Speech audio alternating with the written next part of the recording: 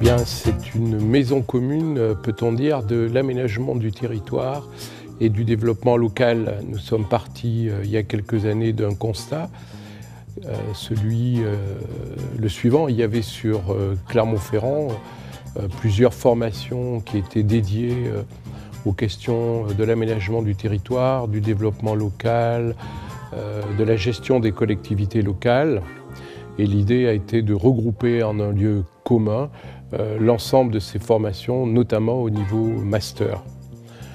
Donc la région a été séduite par le projet, a créé le bâtiment dans lequel nous sommes depuis maintenant 1 ou 2 mois. Le bâtiment a été ensuite remis à l'Université d'Auvergne. Et à terme, cette maison commune, cette IADT, Institut d'Auvergne du développement du territoire, sera gérée par un groupement d'intérêt public qui comprendra un certain nombre de membres fondateurs qui vont jouer un rôle important, à savoir la région, les 2 universités et les 2 conseils généraux ainsi que VET AgroSup qui est la nouvelle dénomination de l'ancienne ENITAM.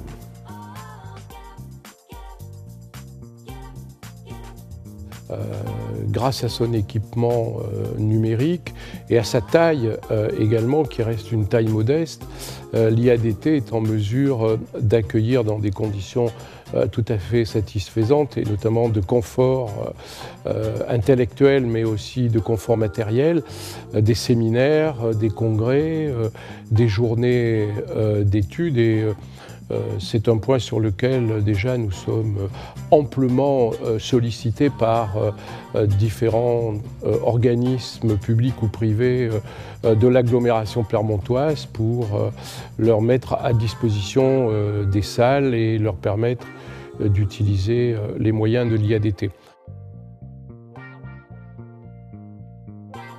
Ces moyens matériels sont des moyens de nature numérique.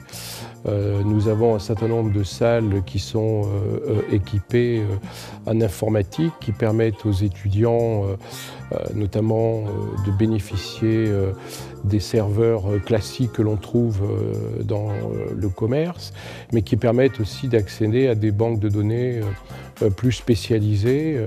Ces moyens, je le disais tout à l'heure, comprennent aussi des moyens en visioconférence. Nous avons aussi une table tactile qui nous permet notamment de faire des travaux dirigés ou des travaux collectifs sur des sujets donnés aux étudiants. C'est un moyen assez spectaculaire. On peut en voir d'ailleurs sur un certain nombre de chaînes de télévision, notamment ces tableaux tactiles. Je crois qu'en Auvergne, nous sommes le premier organisme à bénéficier d'un tel équipement. Nous pouvons aussi faire de la captation de cours, un certain nombre de moyens matériels qui nous sont offerts effectivement par l'équipement numérique de l'installation qui est du dernier cri.